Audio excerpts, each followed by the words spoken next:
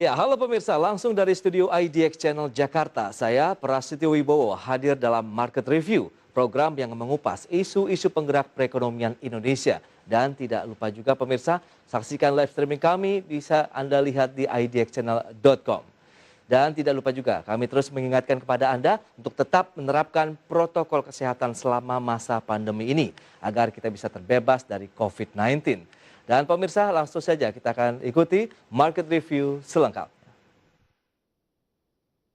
Ya, kendati sudah dihubungi langsung oleh Presiden Joko Widodo hingga Menteri Koordinator Maritim dan Investasi Luhut Binsar Panjaitan untuk berinvestasi mobil listrik di Indonesia, Elon Musk melewatkan lagi tawaran kerjasama dengan Indonesia dan memilih bekerjasama dengan Australia untuk pengadaan nikel Tesla Inc.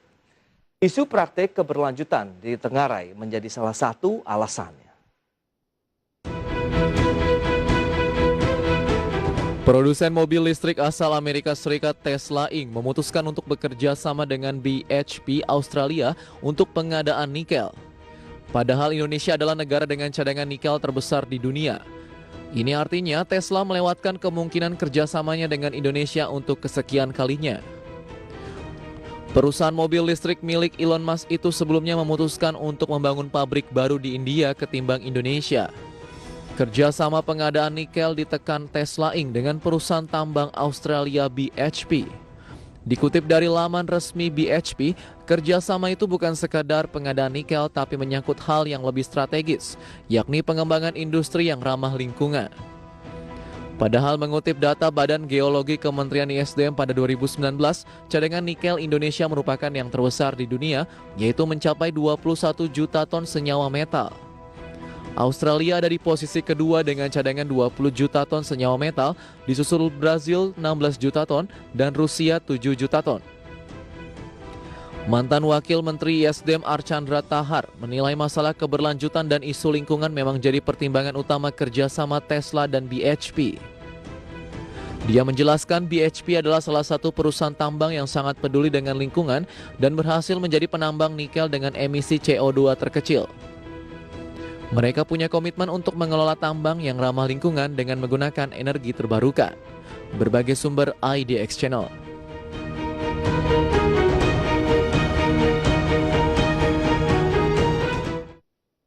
Kita sudah tersambung melalui line Zoom bersama dengan Rizal Kasli, beliau adalah Ketua Umum Perhimpunan Ahli Pertambangan Indonesia atau Perhapi. Ya, selamat pagi Pak Rizal.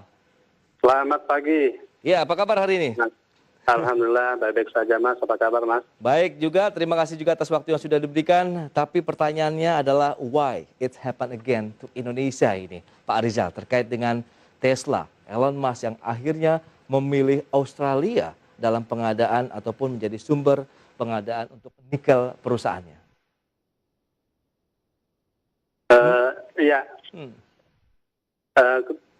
kami dapat memahami bahwa Tesla dalam memutuskan investasinya itu menerapkan kriteria investasi yang mungkin yang ketat ya.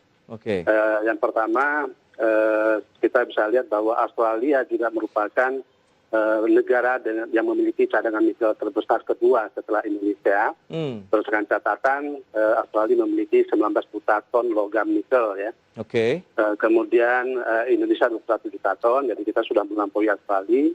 Nah kemudian beberapa kriteria investasi yang pasti akan dipertimbangkan adalah dari segi teknis, misalnya seperti geologi, kemudian sumber daya dan cadangan, kualitas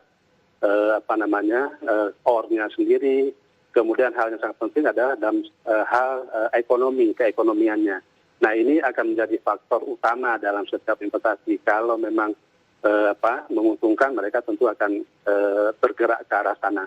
Kemudian hal lain adalah yang kita sebut sekarang adalah ESG ya, dalam segi lingkungan, kemudian sosial dan governance ya. Nah ini juga sangat penting bagi perusahaan-perusahaan go public seperti Tesla atau BHP. Nah mereka akan lebih mencari partner yang memang bisa menerapkan prinsip-prinsip ESG tersebut. Baik, tapi kalau kita lihat begitu, Anda melihat sebenarnya apa yang tengah terjadi? Apakah lebih karena didasari keputusan bisnis begitu dalam artian investasi dengan perusahaan yang memilih akhirnya karena dasarnya adalah bagaimana mereka memproduksi dengan keberlanjutan, renewable misalnya begitu Pak Rizal. Ya, tentu saja bagi perusahaan publik ya mereka akan melihat hal seperti itu keberlanjutannya. Oke. BHP sendiri, BSP sendiri itu dalam operasional itu sekarang lebih menekankan kepada pemanfaatan energi bersih ya, yang di Indonesia kita sebut dengan energi baru dan terbarukan. Yeah. Nah ini juga menjadi pertimbangan karena dianggap ini bisa mengangkat citra perusahaan dalam hal menjaga lingkungan, kemudian apalagi dengan adanya perjanjian Paris bahwa kita harus menjaga kenaikan suhu bumi di bawah 2%. Nah ini akan sangat membantu dalam pencapaian agreement tersebut. Oke, Anda melihat bagaimana dengan posisi Indonesia saat ini begitu dengan 2 poin yang telah terlewati karena sebelumnya kita sudah digadang-gadangkan membangun pabrik nikel ataupun bahan bakunya begitu di Indonesia untuk mobil listrik Tesla, kemudian mereka lebih memilih India. Kemudian berikutnya untuk salah satu sumber lagi pendapatan yang akan diberikan perusahaan yaitu baterai nikelnya pun yang dipilih akhirnya Australia, BHP begitu Pak Rizal. Menurut saya bahwa kita tidak usah berkecil hati ya. Yang penting kita melakukan hal-hal terbaik dan memperbaiki kekurangan yang ada. Oke. Nah, kalau Tesla memilih Australia, mungkin pertimbangannya ke arah sana. Kemudian juga dengan pemilihan India sebagai pusat pembangunan pabrik mobilnya, Yes. Kita juga bisa melihat ada beberapa keunggulan ya di India. Misalnya dia sangat berkembang di dalam bidang manufaktur sehingga dia lebih siap untuk memproduksi komponen mobil, baterainya, komponen baterai dan lain sebagainya. Juga dalam hal tenaga kerja, kemudian infrastruktur mereka lebih siap. Nah, hal seperti itulah yang harus kita perbaiki di Indonesia. Yes. Karena sampai saat ini Indonesia masih mengekspor produk setengah jadi atau yang kita sebut intermediate product. Yeah. Nah itu kita ekspor ke Cina, ke Jepang, ke India segala macam, sehingga mereka yang akan memproduksi manufakturnya dan kita impor lagi. Nah sehingga dengan kita memperhatikan, membangun infrastruktur atau perusahaan-perusahaan manufaktur yang bisa menyerap produk intermediate kita, nah tentu saja kita akan bisa bersaing dengan negara-negara lain. Oke, berarti memang kita harus mematangkan lagi dari manufaktur ataupun industri yang memang siap menampung barang setengah jadi ya dari produk-produk nikel Indonesia. Tapi butuh berapa lama dan ini juga perlu juga dorongan dari pemerintah dong Pak Rizal? Betul, ini harus dibuatkan roadmap industri yang sangat jelas sehingga pemerintah bisa mendorong dan membantu terciptanya pembangunan industri manufaktur yang lebih efisien. Nah, kita sering berdiskusi mengenai hal ini baik dengan Kementerian SDM, kemudian dengan lembaga lain, perindustrian, bahwa ini yang kita sebut dengan pohon industri yang masih kosong di Indonesia ini harus segera diisi sehingga Indonesia bisa mendapatkan nilai tambah yang lebih besar dari pengelolaan sumber daya alam atau sumber daya mineral yang kita miliki. Dan ini butuh waktu memang. Nah, itu dia. Kalau kita serius, saya yakin bahwa dalam waktu 5-10 tahun, kita akan bisa mencapai yang kita sebut dengan pertumbuhan industri ya, manufaktur untuk menyerap produk intermediate ya, atau produk antara yang dihasilkan dari pertambangan. Baik. Dan Oke Pak, tapi kalau kita lihat dari sisi komitmennya Tesla sendiri bagaimana Pak untuk melihat ataupun berinvestasi di Indonesia? Saya yakin bahwa Tesla juga akan tetap melirik Indonesia karena kita memiliki sumber daya mineral yang cukup bagus dan sekarang regulasinya sudah juga mendukung karena pemerintah bersama DPR telah merubah misalnya undang-undang minerba sehingga lebih pro lingkungan dan pro investasi. Nah ini diharapkan bisa memancing kembali perusahaan-perusahaan investasi. Jadi bukan hanya Tesla yang bergerak di bidang tersebut, banyak juga perusahaan-perusahaan lain yang memang berminat seperti LG, kemudian CATL ya dari China, dari Jepang. Nah jadi bukan satu-satunya yang menjadi harapan kita. Setuju. Ya, jadi kita tetap menciptakan iklim investasi yang kondusif, memperbaiki kekurangan-kekurangan kita, terutama tadi yang saya sebutkan bahwa memang pengolahan pertambangan itu harus didasarkan kepada good mining practice secara konsekuen dengan pengawasan yang lebih ketat dari pemerintah tentunya.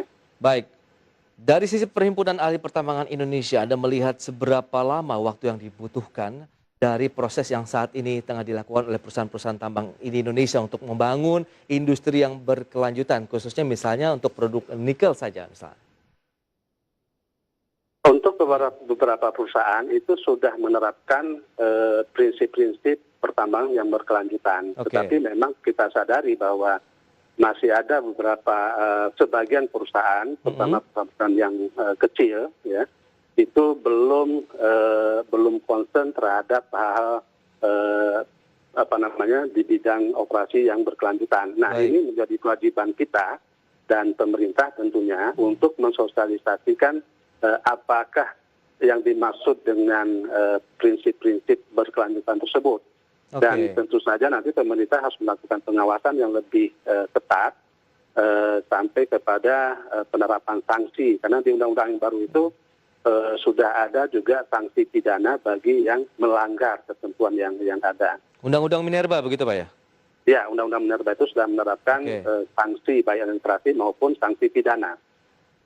Nah, kalau bicara mengenai sanksi, kemudian tadi proses yang dibutuhkan juga sudah ada yang Anda katakan tadi beberapa perusahaan yang menerapkan artinya keberlanjutan begitu Pak ya untuk produksi pertambangan mereka. Ini berarti bicara mengenai skala besar, skala kecil dong Pak dari perusahaan-perusahaan tambang di Indonesia?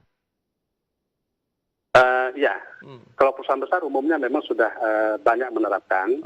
Tapi kita perlu mengawasinya lebih ketat lagi. Kemudian bagi perusahaan yang kecil tentu perlu pembinaan ya. Nah, itu dia. Bagus. Biasanya kelengkapan struktur organisasinya juga biasanya kurang. Kemudian metode, kemudian kompetensi daripada karyawan juga perlu ditingkatkan terus. Ya. Baik. Bapak, kita akan jeda dulu sebentar ini Pak Rizal. Nanti di segmen berikutnya ada beberapa infografik yang ingin kami sampaikan juga kepada pemirsa IDX Channel terkait dengan cadangan khususnya nikel di Indonesia dan negara-negara lain. Begitu, apakah Indonesia memang masih menempati peringkat pertama atau di posisi kedua? Kami akan segera kembali sesaat lagi.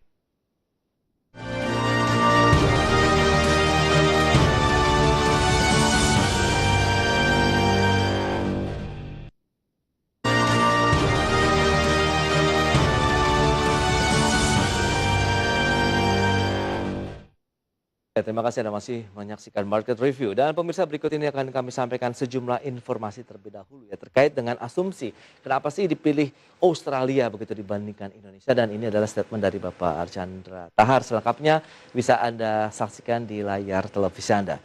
Ya, kita akan cermati beberapa hal yang menarik. Memang ini seperti yang sudah disampaikan juga oleh Pak Rizal Kasli di segmen sebelumnya. Memang ada tekanan dari pemegang saham agar Tesla juga menunjukkan usaha dan berpartisipasi dalam mengurangi dampak dari perubahan iklim. Selanjutnya, adanya kesamaan visi antara Tesla dan BHP dalam mengatasi masalah kerusakan lingkungan akibat kegiatan bisnis yang tidak berorientasi ramah lingkungan. Selanjutnya, kerjasama ini diperkirakan akan menaikkan nilai saham dari kedua perusahaan. Selanjutnya, adanya usaha yang sungguh-sungguh dari pemerintah Australia membantu perusahaan-perusahaan tambang mereka untuk berpartisipasi dalam mengurangi dampak negatif dari perubahan iklim. Jadi ada beberapa asumsi atau poin-poin yang bisa dilihat begitu kenapa akhirnya Tesla memilih BHP di Australia.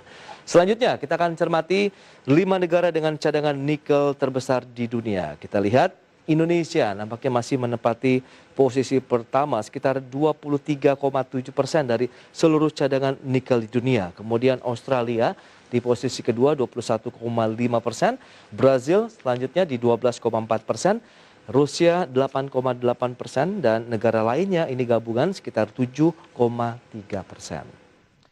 Itu dia 5 negara dengan Indonesia menempati posisi pertama dan selanjutnya 5 negara dengan produksi nikel terbesar di tahun 2019.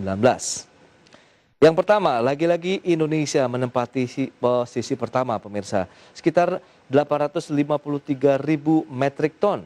Disusul ada Filipina 323.000 metrik ton dan selanjutnya Rusia 279.000 metrik ton, Kaledonia Baru 208.000 metrik ton dan Australia 159.000 metrik ton. Ini adalah berdasarkan dari United States Geological Survey ya per Januari 2021.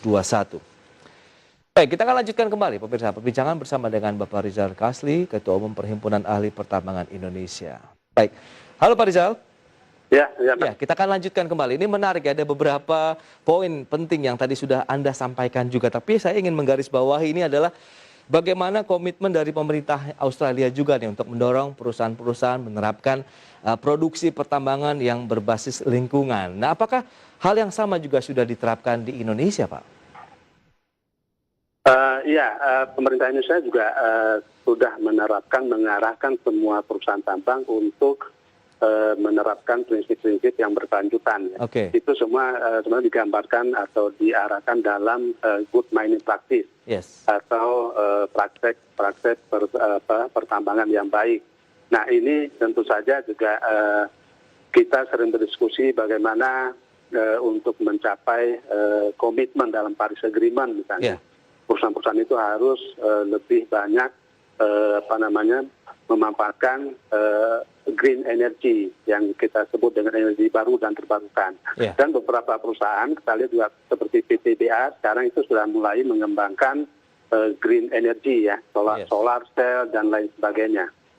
Juga beberapa perusahaan lain, nikel misalnya, PT Vali Indonesia itu dari dulu memang dia banyak menggunakan sumber PLTA ya, dari energi air. Nah, kebetulan saya juga pernah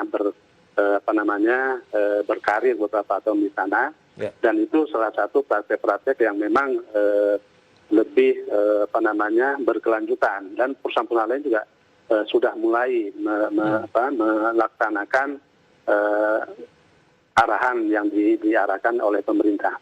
Oke, Pak Rizal, kalau kita lihat Tesla sendiri melihat BAP di Australia begitu lebih kepada hasil produksi mereka, proses produksi mereka yang memang berkelanjutan, atau mereka memang memiliki diversifikasi usaha yang ya itu tadi energi baru terbarukan, Pak Rizal? Dari proses produksi juga BHP itu sekarang banyak memanfaatkan energi terbarukan atau yang green energy. Nah, kemudian juga mereka diversifikasi usahanya juga mengarah ke bisnis yang berkelanjutan. Dan ini akan membuat kerjasama kedua perusahaan itu seperti yang disampaikan oleh mantan Wamen SDM, itu bisa sama-sama menaikkan nilai perusahaan yang pada akhirnya adalah akan menaikkan nilai saham mereka. Betul. Karena kepercayaan dari investor dan pemegang saham serta dukungan kreditor misalnya, itu akan membuat mereka akan lebih sukses dalam mengelola perusahaannya. Ya, tapi kan Anda katakan tadi di Indonesia sudah ada juga beberapa perusahaan yang sudah menerapkan mekanisme keberlanjutan tadi untuk proses produksinya. Kenapa itu yang tidak dilihat begitu ya oleh Tesla dan juga mungkin para pemilik sahamnya begitu, Pak Rizal, sehingga mereka memilih BHP di Australia? Kalau kita lihat secara umum ya, bahwa memang mungkin mereka melihat bahwa memang masih ada perusahaan-perusahaan nikel yang belum comply terhadap ketentuan-ketentuan yang ada, terutama dalam prinsip keberlanjutan. Nah, tapi sebenarnya sudah banyak juga perusahaan-perusahaan yang menerapkan itu. Nah, ini kan harus deal business to business ya. Negara hanya bisa membantu untuk mendatangkan investor, tetapi dalam hal kerjasama bisnis itu biasanya adalah B2B yang dilakukan. Nah, saya juga tidak mendalami secara detail kenapa dia tidak bisa memilih Vali. Vali juga memiliki sumber daya atau cadangan yang cukup besar, kemudian WDB nikel, aneka tambang juga banyak memiliki cadangan. Nah, ini harus kita kaji lebih dalam lagi. Iya, karena kan sebenarnya kita sebenarnya sudah dari sisi compliance-nya sudah oke ya Pak ya kalau bicara mengenai energi baru terbarukan ataupun proses dari sisi pertambangan yang berkelanjutan Pak Rizal. Ya. Oke, lantas bagaimana peran pemerintah sendiri nih untuk bagaimana menjaga bahwa perusahaan-perusahaan tambang ini juga bisa menerapkan dari sisi produksi yang berkelanjutan sendiri untuk kedepannya? Yang pemerintah harus lakukan adalah yang pertama melihat regulasi-regulasi yang tidak mendukung ke arah operasi yang berkelanjutan. Ini harus dilakukan revisi. Nah, kemudian pemerintah juga harus melakukan pengawasan dengan ketat untuk industri-industri atau perusahaan tambang yang tidak comply terhadap ketentuan yang ada.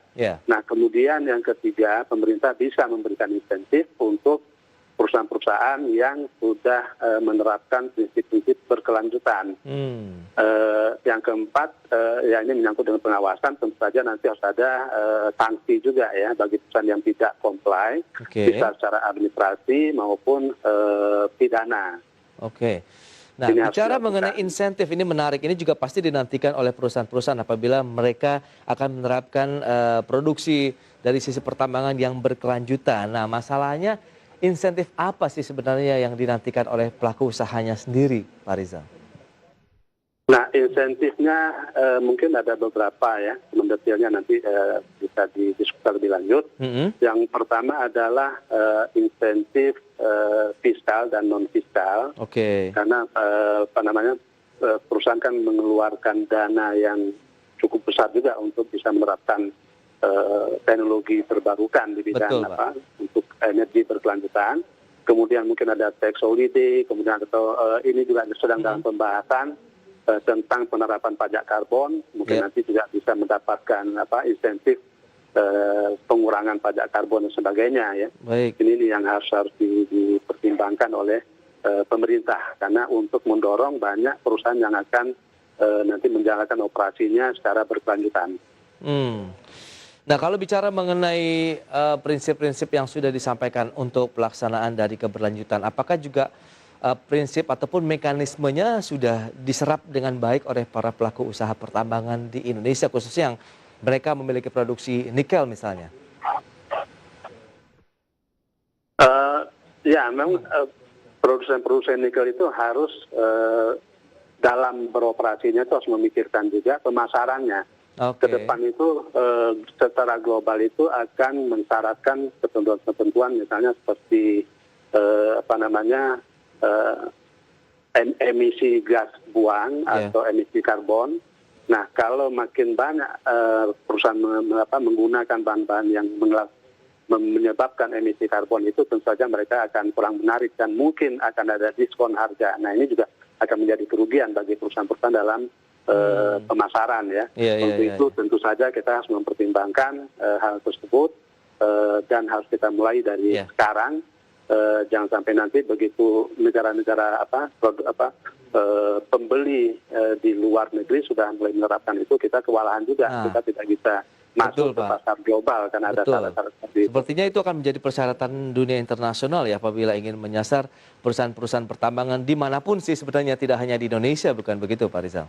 Iya, betul. Jadi dimanapun. Iya, tapi kalau kita lihat dengan kondisi seperti saat ini, seperti apa sih mungkin nih Pak mekanisme reward kemudian punishment yang perlu diterapkan? Apakah juga sudah diberlakukan sejauh ini oleh pemerintah sendiri ataupun Kementerian SDM misalnya? Sejauh ini sih kelihatannya belum ya, belum banyak yang dilakukan.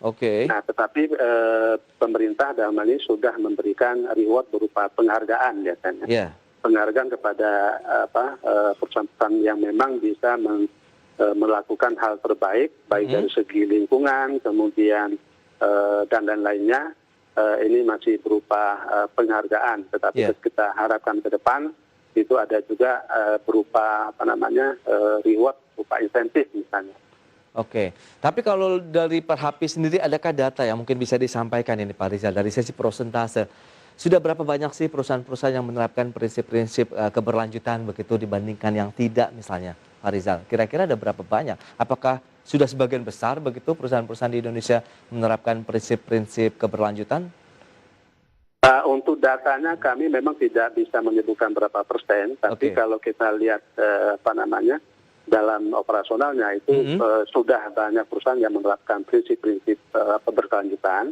Nah, seperti saya sebutkan tadi, misalnya PT Vale Indonesia, PT WDB Nikel, PT Antam, dan beberapa perusahaan lain itu sudah menerapkan prinsip-prinsip berkelanjutan. Nah, mudah-mudahan ini bisa diikuti oleh perusahaan-perusahaan lain yang ada di industri nikel, sehingga bisa lebih banyak lagi yang mengikuti prinsip-prinsip berkelanjutan tersebut. Nah, lantas bagaimana dengan iklim usaha pertambangan khusus yang berbasis nikel di Indonesia pasca Tesla atau Elon Musk yang akhirnya memilih Australia? Tapi ditahan dulu Pak Rizal, kita akan jeda dulu sebentar dan pemirsa kami akan segera kembali sesaat lagi.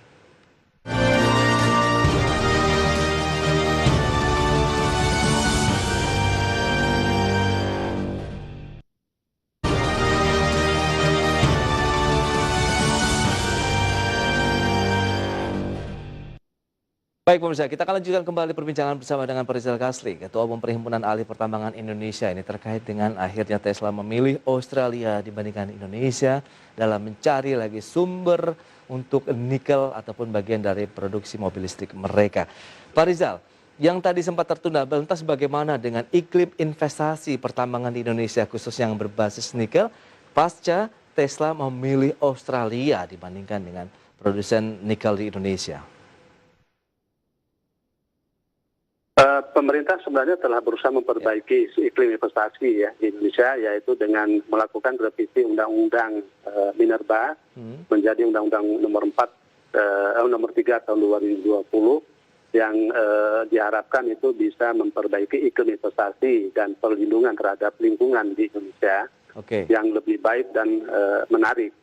Nah, perlu diperhatikan juga bahwa revisi Undang-Undang Minerba tersebut hanya ada salah satu parameter saja dalam investasi, karena masih banyak parameter lainnya, terutama adalah birokrasi di urusan perizinan misalnya.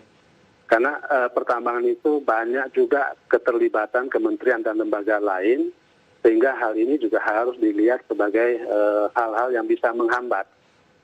Sebagai contoh misalnya untuk pengurusan perizinan, kita itu masih harus berhubungan dengan banyak kementerian, contohnya misalnya BKPM, Kementerian Lingkungan Hidup dan Kehutanan, Kementerian Perhubungan, Kemenkumham, Menteri Keuangan, Agraria BPN, Menaker, Perdagangan, Perindustrian, dan pemerintah daerah ya.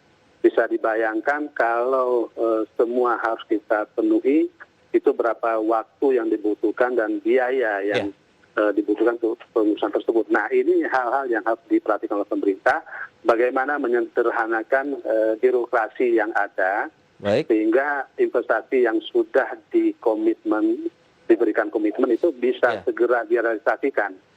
Pak Rizal, yang menarik kan bukannya pemerintah sudah berulang kali menyatakan memangkas birokrasi, Pak. Proses yang lama menjadi singkat, waktu yang lama menjadi cepat begitu. Apakah ini belum terasa di industri pertambangan, khususnya mereka yang melakukan investasi di Indonesia di sektor pertambangan? Sudah ada perbaikan, tetapi masih perlu dilakukan perbaikan lebih lanjut. Karena kita juga berpengalaman dalam hal pengurusan tersebut, itu masih terasa itu masih lama dan bertele-tele. Berapa lama sih Pak kira-kira dibutuhkan ini buat gambaran saja begitu untuk misalnya investasi di sektor pertambangan?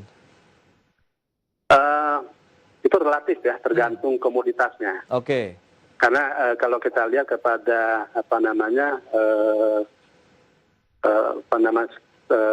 siklus pertambangan itu kan kita mulai dari eksplorasi. Nah, eksplorasi kemudian nanti meningkat kepada kajian-kajian feasibility study, kemudian AMDAL segala macam. Dan kita juga harus memenuhi kalau kita misalnya membangun pelabuhan, membangun bandara, jalan dan sebagainya, kita juga harus mendapatkan izin dari kementerian terkait, misalnya perhubungan misalnya. Nah, itu banyak sekali yang harus kita lakukan ya. Nah, kalau waktunya relatif, kalau makin kecil industrinya atau komoditasnya, itu makin cepat.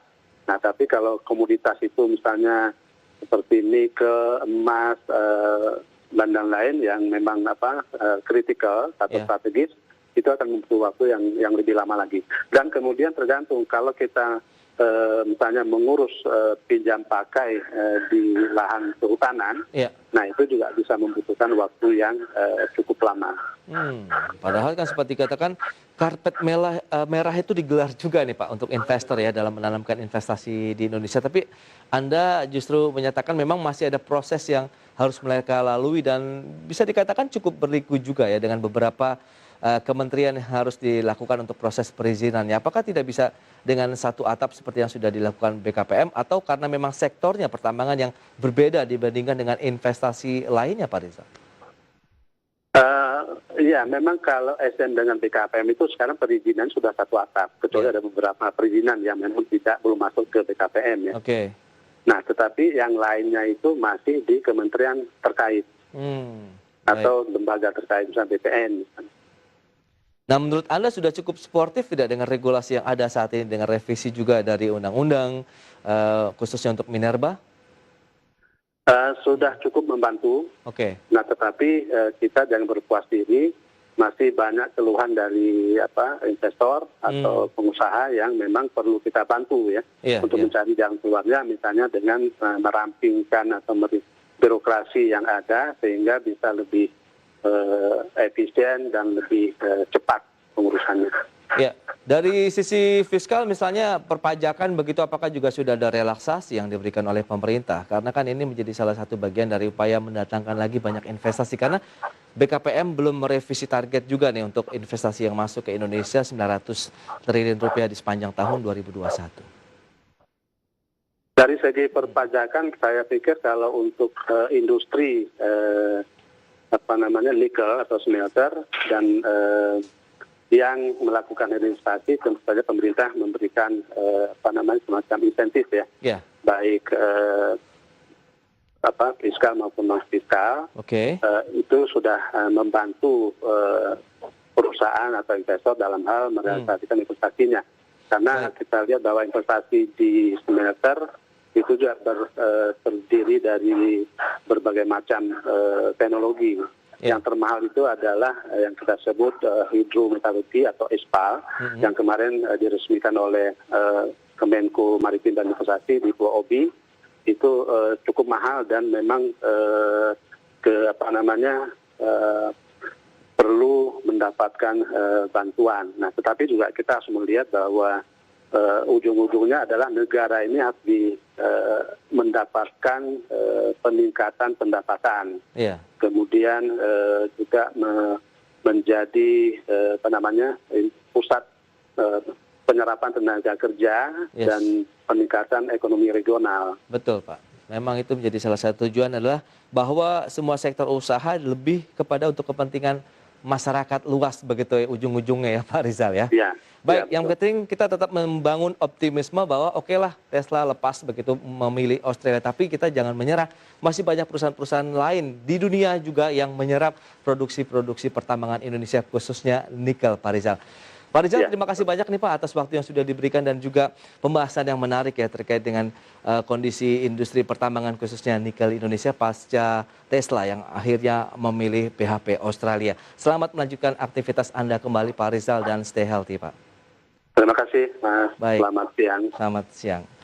Baik pemirsa, demikian perbincangan kami bersama dengan Bapak Rizal Kasli, Ketua Umum Perhimpunan Ahli Pertambangan Indonesia. Tapi jangan beranjak dari tempat Anda karena di segmen berikutnya kami akan kembali dengan tema menarik lainnya. Kali ini berbincang mengenai Indonesia yang akan bebas emisi karbon pada tahun 2060 mendatang.